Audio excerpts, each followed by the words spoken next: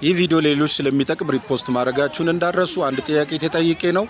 ጊዜያዊ ኮንትራት ሰራተኛ የጡረታ መብቱን ማስከበር ይችላሉ የሚል ነው ጥያቄው። አዎ ይችላል፣ በደንብ ነው የሚችለው። እናንተ በሰራችሁበት መስሪያ ቤት ያገለገላችሁበትን በሙሉ ዶክመንታችሁን ለማህበራዊ ዋስትና እንዲተላለፍላችሁ ማድረግ ብቻ ነው። አይደለም በኮንትራት ሰራተኝነት ውል ታስሮለት ለዚህን ያህል ጊዜ ታገለግላለህ ተብሎ የሰራ ሰራተኛ ይቀርና በየሳምንቱ በየ15 ቀኑ ክፍያ እየተከፈለው የቁርጥ ስራ የሚሰራ የቀን ሰራተኛ ሁሉ ለረጅም ጊዜ ከሰራ ክፍያው በየወሩ ያገኘው ክፍያ እየተደመረ የወር ደሞዙ እየተደረገ እየተሰላ የጡረታ አበል የጡረታ መውጫው ጊዜ ሲደርስ ይከፈለዋል።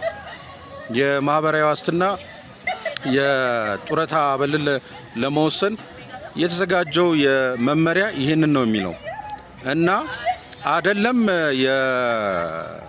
የጊዜያዊ ሰራተኛ ለአካለ መጠን ደርሶ የተቀጠረ ይቅርና የመቀጠሪያ እድሜው 18 ዓመት ሳይሞላ የተቀጠረ ሰው እንኳን እድሜው 14 ሆኖ ከተቀጠረበት ጊዜ ያለው አገልግሎት ሁሉ ታስቦለት ጡረታ እድሜ ከደረሰ ጡረታ መውጣት ይችላል ማለት ነው እና የጡረታ አበሉ ራሱን የቻለ ስሌት አለው። በመጨረሻ ጡረታ ሊወጣ ሲል የጡረታ እድሜው ደርሶ ጡረታ ሊወጣ ሲል የተቀበላቸው የ36 ወር ደሞዞቹ የነሱ አቨሬጁ ተሰርቶ ማለት ነው። የ36 ወር ደሞዙ ሲካፈል ለ36 ማለት ነው። ይሄ አቨሬጁ ተሰልቶ መጀመሪያ ለሰራበት መጀመሪያ ይሄ 36 ወር አቨሬጁ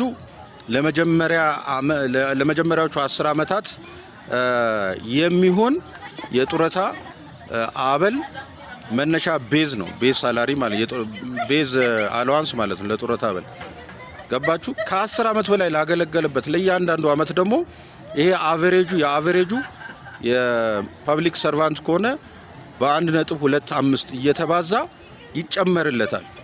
ራሱን የቻለ ስሌት አለው። በማህበራዊ ዋስትና ራሱን የቻለ የጡረታ አበል ለመወሰን ስሌት አለው እና ይቻላል ለማለት ብዬ ነው።